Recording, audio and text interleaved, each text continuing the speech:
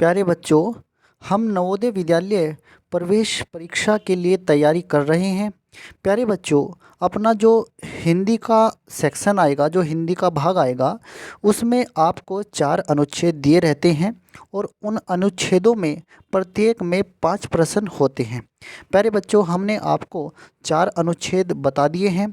ये हमारा 5वां अनुच्छेद है। प्यारे बच्चों, आपको इस अनुच्छेद को ध्यान से समझना है, पढ़ना है और फिर इसके नीचे दिए गए 5 प्रश्नों के जो उत्तर हैं वो आपको ध्यान से करने हैं। प्यारे बच्चों, हम आपको अभ्यास करा रहे हैं इन अनुच्छेदों का। तो प्यारे बच्चों, शुरू करते हैं अपने इस वीडियो को। देखते हैं क्या है ये अनुच्छेद।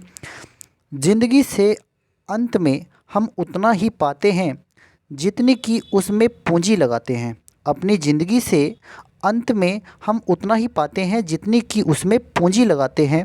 यह पूंजी लगाना ज़िंदगी के संकटों का सामना करना है। प्यारे बच्चों, इस तरह के अनुच्छेद थोड़े कठिन माने जाते हैं, पर आपको घबराना नहीं है।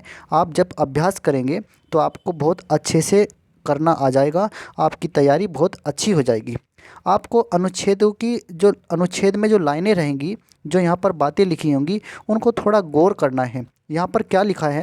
यहाँ ज़िंदगी में पूंजी लगाने की बात हो रही है। अब पूंजी आप समझेंगे कि शायद पैसे की बात हो रही है, पर यहाँ पैसे की बात नहीं हो रही है। यहाँ ज़िंदगी के जो संकट होते हैं, ज़िंदगी की जो समस्याएं होती है, उनका सामना करने की बात हो रही है। तो यहाँ लिखा क्या है? यह पूंजी जो होती है, यह पूंजी लगाना ज़िंदगी के संकटों का सामना करना है।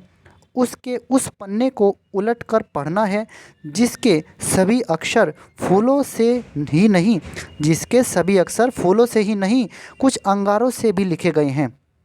ज़िंदगी का भेद कुछ उसे मालूम है जो यह जानकर चलता है कि ज़िंदगी कभी भी ख़त्म न होने वाली चीज़ है। यानी कि कुछ लोग ऐसे भी होते हैं जो ये मानकर चलते हैं कि ज़िंदगी कभी भी ख़त्म न होने वाली चीज़ है। उन्हीं को शायद ज़िंदगी का कुछ भेद पता होता है। अरे ओ जीवन के साधकों, अगर किनारे की मरी हुई सीपियों से ही तुम्हें संतोष हो तो समुद्र के अंतराल में छिपे हुए मौक्तिक कोश को कौन बाहर लाएगा। अब देखते हैं प्यारे बच्चों, हम इसके प्रश्नों को। सबसे पहला हमारा प्रश्न है, अंत में ज़िंदगी से क्या मिलता है? अंत में जब आप अपनी ज़िंदगी में अपने आखिरी दिनों में होते हैं, तब आपको क्या मिलता है? धन मिलता है, अपनी पूंजी मिलती है, सुख मिलता है या फिर दुख मिलता है? प्यारे बच्चों, अनुच्छेद में हमने पढ़ा है कि हम जिंदगी की समस्याओं का जितना सामना करेंगे, जितना कड़ाई से, जितना बहादुरी से सामना करेंगे, तो हमें क्या मिलता है? अंत में हम उतना ही पाते हैं जितनी कि उसमें पूंजी लगाते हैं। मतलब ज़िंदगी के अंत में हम उतना ही पाते हैं, मतलब उतना ही सुख पाते हैं जितना कि हम ज़िंदगी की समस्याओं का कड़ाई से सामना करते हैं। तो इसका सही उत्तर होगा सुख। अब बात करते हैं अपने नेक्स्ट प्रश्न की। नेक्स्ट प्रश्न क्या है? पूंजी लगाने से क्या तात्पर्य है? ज़िंदगी को पैसा देना, संकटों का सामना करना, संकटों से सामना करना, व्यापार करना या ज़िंदगी से उधार लेना। तो प्यारे बच्चों, अनुच्छेद के अनुसार पूंजी लगाने से तात्पर्य है संकटों से सामना करना। यही हमारा सही उत्तर है। नेक्स्ट हमारा प्रश्न है, ज़िंदगी क्या है? क्या ज़िंदगी क्षणिक है या शाश्वत है, माया है या कभी न ख़त्म होने वाली है? तो इस अनुच्छेद के अनुसार जो ज़िंदगी होती है, ज़िंदगी का कुछ भेद उसे मालूम होता है जो यह जानकर चलता है कि ज़िंदगी कभी भी ख़त्म न होने वाली चीज़ है। तो अनुच्छेद के अनुसार ज़िंदगी क्या है? ज़िंदगी कभी भी ख़त्म न होने वाली चीज़ है।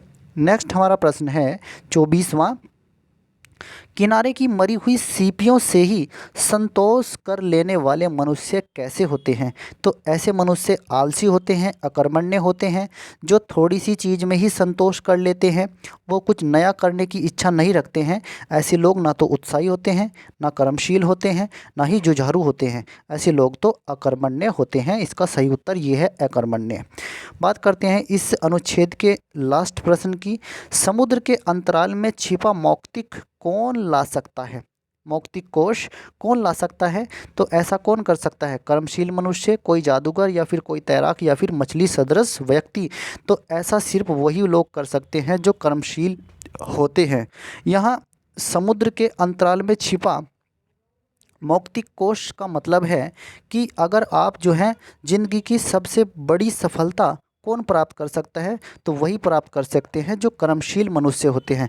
जो आलसी होते हैं, अकर्मण्य होते हैं, जो हाथ पर हाथ रख कर बैठे रहते हैं, उनको ज़िंदगी में कुछ भी हासिल नहीं होता है। तो जो हमारे कर्मशील मनुष्य होते हैं वही ज़िंदगी में सफल होते हैं और वही अपनी मंजिल को प्राप्त करते हैं। प्यारे बच्चों, इस अनुच्छेद में हमने आपको 5 प्रश्न कराए हैं। अनुच्छेद आपको फिर से देखना है इस वीडियो को 2-3 बार, तब जाकर के आपको अच्छे से समझ आएगा। धन्यवाद प्यारे बच्चों।